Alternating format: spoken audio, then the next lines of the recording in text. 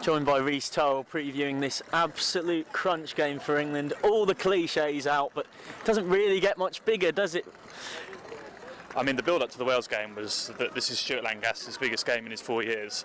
Well, you can multiply that by 100 for this clash with Australia. You know, his job's on the line here, and probably so is Chris Robshaw's captaincy. The decision not to take the 3 points and the draw against Wales has been really scrutinised on Chris. He knows pressure's on against Australia to deliver and to drive England into the next stage of the competition. And Wales, of course, beating Fiji, and so that means that they, for now, have control of the pool. Of course, have to go and meet Australia later. What do you see as the Aussies' main threats? Because they're right around the park, aren't they?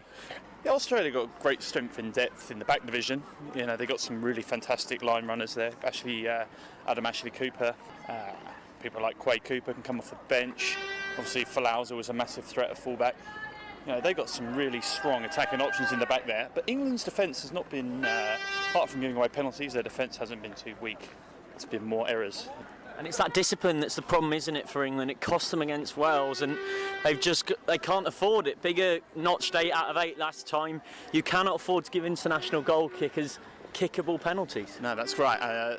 England threw away the game by conceding soft penalties or being forced into giving them by some impressive work by Wales at the breakdown.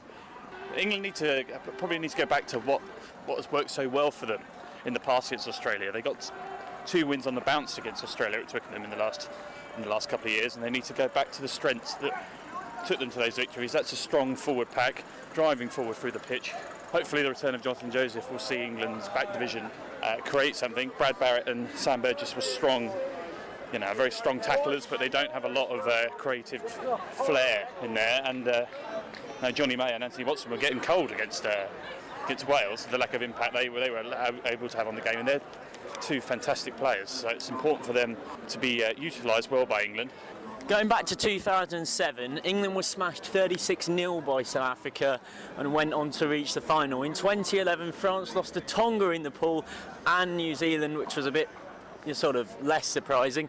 Despite losing those 2 games, got through the pool, got to the final. But a team has never won the tournament, having lost a game in the group stage. Do you think England have it in them, A, to go right to the latter stages of this tournament, and B, to still win it? Oh, yeah, look, if England can respond to, if England can bounce back and beat Australia, then they can win the tournament. Because this is the biggest game that most of these players will have ever had in their careers. That team in 2007 were full of World Cup winners, and they knew what it took to get through, to grind through the competition. This England team don't. But if they can respond to the pressure, the huge pressure that is on them, the biggest game for most of their careers, then that should give them the impetus and the confidence and the belief that they can go on and win the tournament.